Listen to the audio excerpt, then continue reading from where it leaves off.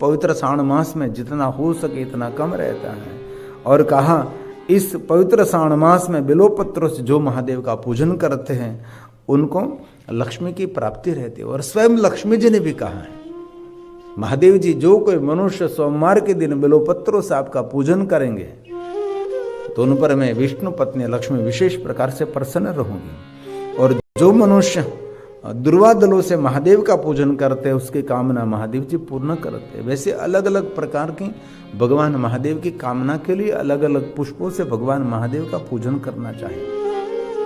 जो विशेष प्रकार से कनेर के पुष्प महादेव को अर्पण करने से शिव जी का पूजन कर दो उसको शांति मिलती है, उसको शांति की उपलब्धि रहती है।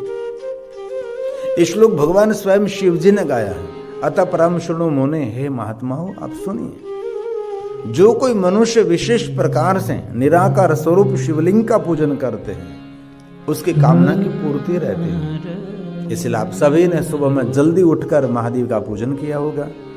आपके घर में जो शिवलिंग है तो शिवलिंग को मंदिर से बाहर निकाला होगा और भगवान महादेव का पूजन किया होगा। आप सभी सूर्य उदय हो इससे पहले उठे होंगे और अच्छे से आपने स्नान किया होगा। और बहुत सारे भाई बहनों ने श्वेत वस्त्र भी पहने हैं। पूरा श्वेत वस्त्र नहीं तो आधा श्वेत वस्त्र, लेकिन श्वेत वस्त्र मन को शांति देने वाला है, मन को सकारात्मक करता है। श्वेत वस्त्रों में बहुत अद्भुत शक्ति है। इसलिए मेरे वैष्णव जो साधु है सभी श्वेत वस्त्र को धारण करते हैं। हमारे सन्यासी लोग भगवे वस्त्र धारण करते हैं जो अग्नि का रंग है, वैराग्य का प्रतीक है, उदासीनता का प्रतीक है। इसलिए इस महीने में विशेष प्रकार से महादेव का पूजन करें। और स्वयं भगवान महर्षि वेदव्यास जी ने पवित्र श्रावण मास के लिए बहुत कुछ कहा है। अतः परम शृणु मुने लक्ष्य पूजा विधि परम। 1,00,000 बिल्वपत्रों से महादेव का पूजन करें। हम छोटे से जब हमारे पिताजी के साथ ऐसा भगवान महादेव का पूजन हम करते थे, बिल्वपत्रों से विशेष प्रकार से महादेव का पूजन। जो कोई मनुष्य बिल्वपत्रों से महादेव का पूजन करते उसके लिए कहा श्री कामो बिल्वपत्र दुर्वाभि शांति का मुख दुर्वाभि शांति का मुख।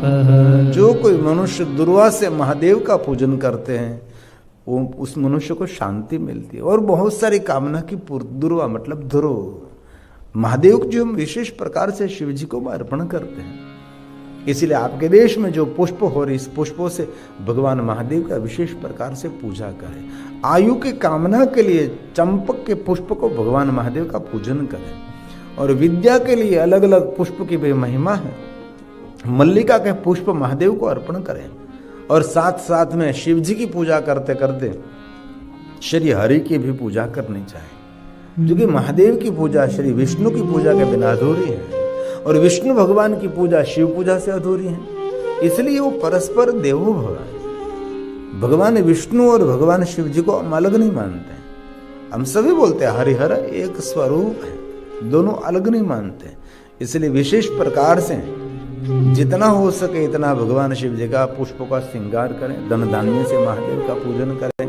आयु कामन कर्तव्य, जिनको आयु की कामना उनके लिए विशेष प्रकार से भगवान महादेव का पूजन करना चाहिए। विविध प्रकार के पुष्पों का वर्णन है और सभी पुष्प, इसमें जो पुष्पों का वर्णन है सभी पुष्प भारत देश के धरा की पुष्प है।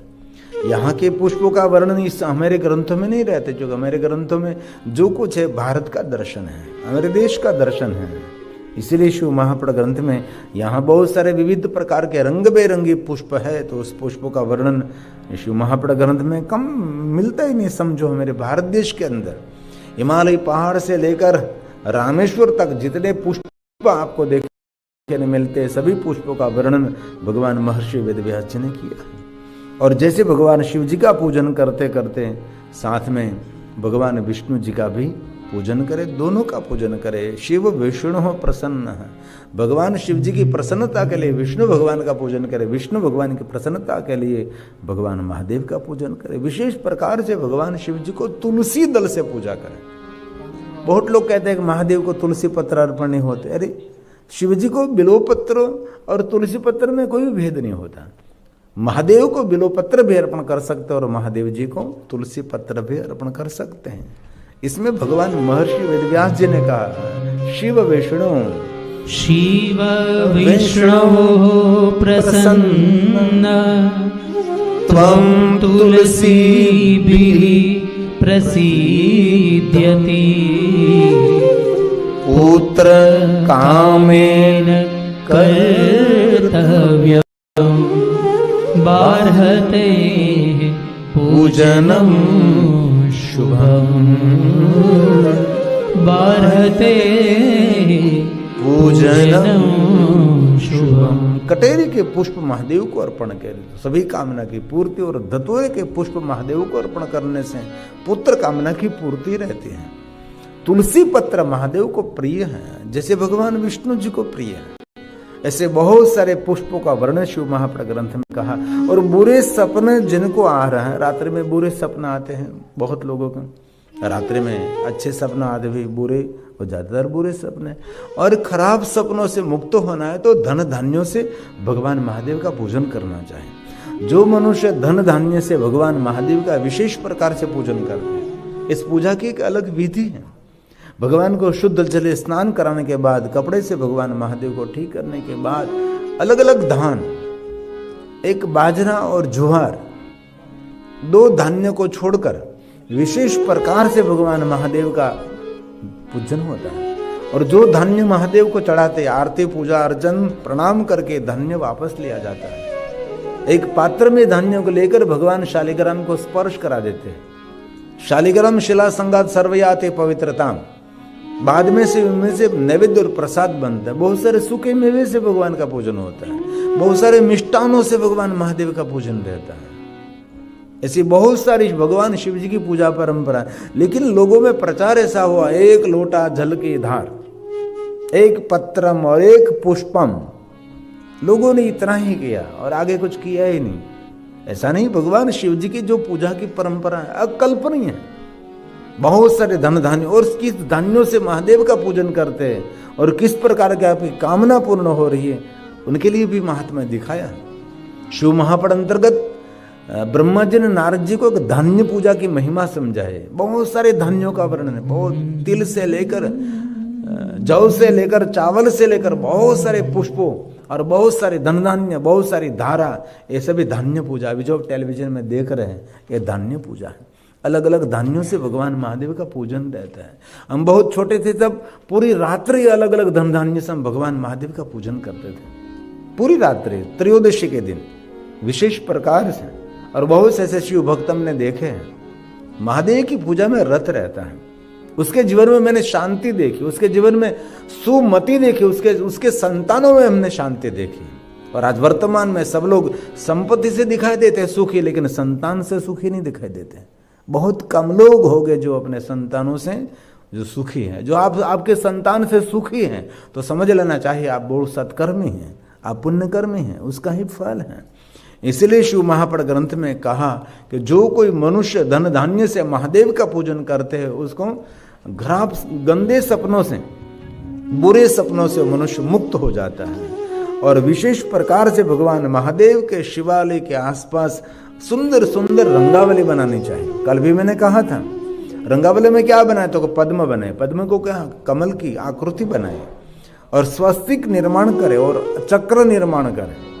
वैसे अलग अलग प्रकार की रंगावली भगवान महादेव के शिवालय के आसपास और शिवालय के पटांगण में ऐसे बहुत सारे प्रकार की रंगावली बनानी चाहिए पवित्र श्रावण मास में। ऐसा नहीं शिवालय ही नहीं, कोई भी मंदिर हो, राम जी का मंदिर है, कृष्ण का मंदिर है, माता का मंदिर है, लेकिन इस पवित्र श्रावण मास में विशेष प्रकार से रंगावली की महिमा है।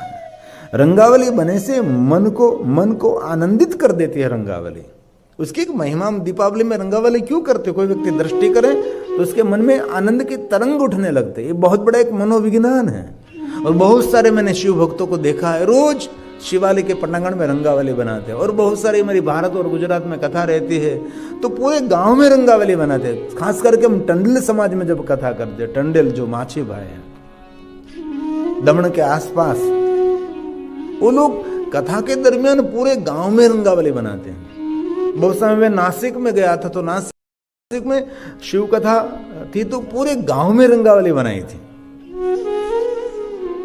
और अभी भी मैं गुजरात में बहुत सारी कथा करके, कुछ भारत में कथा करके आया हूं, तो एक इतनी बड़ी रंगोली आगे बनाई जाती है, पूरी रात काम चलता है रंगावली का, अलग अलग आकृति, अलग अलग दर्शन कराते हैं, ऐसे रंगावली।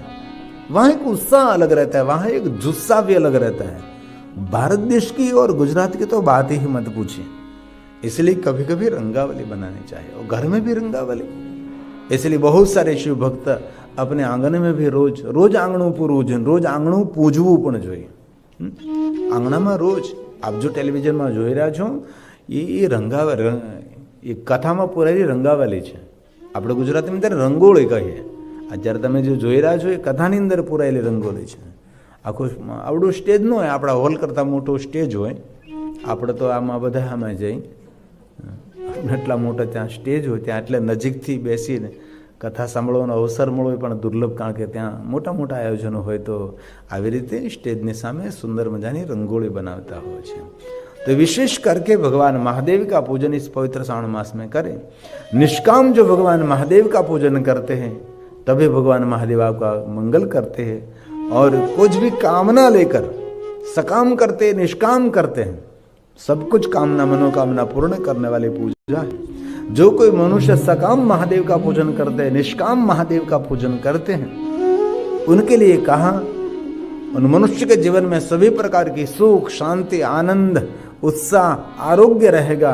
और इस धरती को छोड़कर जब स्वर्गलोक में प्रवेश करेंगे तब कहा सुंदर देवांगनाई, जो देवताओं की कन्या है उसका आदर करेंगे, रुद्र कन्या उसका सम्मान करेंगे गायनों से, वाद्य के साथ। इस विशेष प्रकार से इस महीने में भगवान महादेव का पूजन करें। इस महीने में कुछ भी आपसे न हो सके तो पूरा महीना मौन रहिए। पूरा महीना मौन न रह सके तो एक पवित्र श्रावण मास में सोमवार मौन रहे तो मनुष्य बड़ा वक्ता बन सकता है।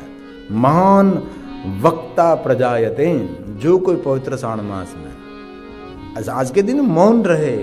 जो हमारे गुजरातियों का श्रावण मास अभी शुरू है, गुजरात बाहर उत्तर भारत में श्रावण मास पूर्णिमा के दिन पूर्ण हो गया और हमारा आधा रहता है।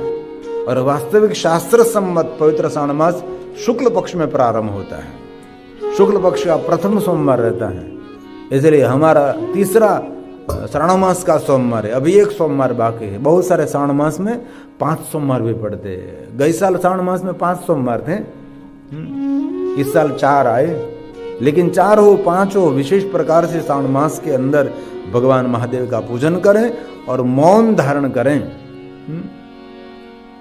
इसलिए भगवान शिव जी की पूजा अर्चन में मौन की बड़ी महिमा है। भगवान विष्णु जब महादेव का पूजन कर रहे थे तो भगवान विष्णु के पास एक सहस्त्र कमल थे, 1000 कमल थे। तो भगवान शिव जी ने एक कमल ले लिया, तो भगवान विष्णु बोलकर दूसरों को कह सकते जाओ जाए भाई दूसरा कमल मुझे लाई, इसमें एक कमल कम है। लेकिन भगवान विष्णु ने मौन तोड़ा नहीं, इसलिए महादेव की पूजा करते करते मौन रहे। और जब माला जप करते तभी मौन रहना चाहिए। घना तो फोन में बातों करता है, माला करता है, यानी माला के भगवान जाने। फोन में बातों करता है, जवाब आपता है, माला करता है, आप क्या प्रकार नहीं। क्योंकि माला करते समय आपका मन, शरीर सब कुछ स्थिर होना चाहिए। संपूर्ण माला में और महादेव में मन को समर्पित करना, माला बड़ा विघ्न, तो मन की शांति मिलती है। बहुत लोग माला करते थोड़ी देर लगती तो ये मेर तो पूरी हो जाती, यहाँ माला पूरी हो जाती है, तो आने में थोड़ी देर लगती तो देख लेते भाग तो नहीं कहीं ना, चला तो नहीं। ऐसे भी लोगों को हमने देखा, ऐसे माला करते हैं, ऐसा नहीं। एक बड़ा विज्ञान है। इसीलिए इस पवित्र श्रावण मास में मौन रहे। अहो रात्रम दिने वापी, दिन में मौन रहे अथवा रात्रि में मौन।